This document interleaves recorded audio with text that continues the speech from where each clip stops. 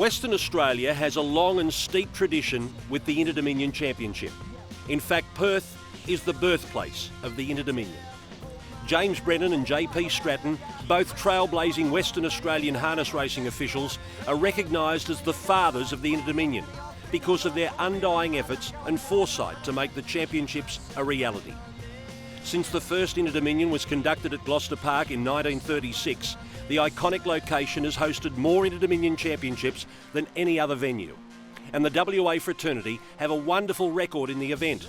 Rawa Hall of Fame member FE Frank Kersley won the Inter-Dominion in 1954 with Tennessee Sky at South Australia's Globe Derby Park.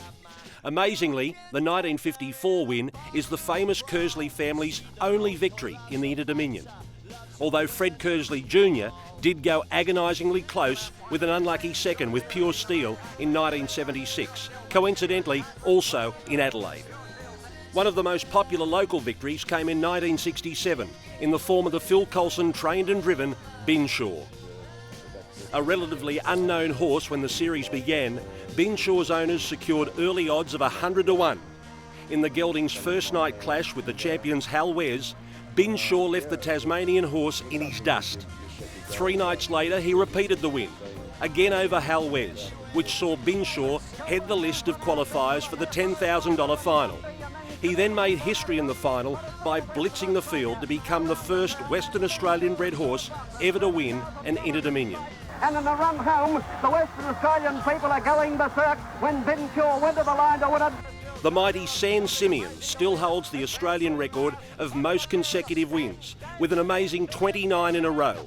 The staggering series of wins came to an end at the hands of Michael Frost in a heat of the 1981 Inter-Dominion in Hobart.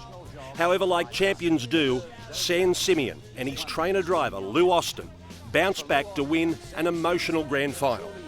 There have not been many more talented pacers than Pro Chevalier. Trained and driven by Barry Perkins, Pro Chevalier remain undefeated in the 1985 Melbourne Series and in the process lowered the colours of 2 other Inter-Dominion legends, Village Kid and Gamelot. And Pro Chevalier has won the Inter-Dominion.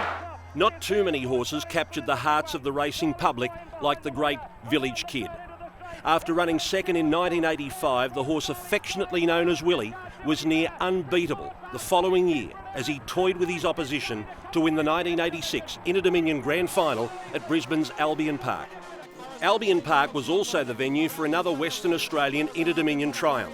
Trained by the late Sean Harney and driven by Rod Chambers, Jack Morris was undefeated in one of the highest rated finals in Inter-Dominion history. But Jack Morris draws clear. He's a world-class product, champion with a capital C. Underrated before the series, the Kim Prentice trained and driven Baltic Eagle was the toast of Australasia when he crossed the Tasman and defeated the Kiwis on their home soil to win the 2003 Inter-Dominion at Addington on the South Island of New Zealand. Baltic Eagle, Western Australia. They go to the line, Baltic Eagle. But Western Australia's greatest ever Inter-Dominion performer is the all-conquering Im Themightyquinn. I'm the Mighty Quinn. I'm the Mighty Quinn takes the lead. I'm the Mighty Quinn. There's not enough O's in the word smooth to describe this horse. Trained by Gary Hall Sr. and driven by his record-breaking son Gary Hall Jr., Quinny is undefeated in the Inter-Dominion, winning 3 successive series. Starting in Auckland in 2011, Quinny also dominated the new format in Sydney in 2013.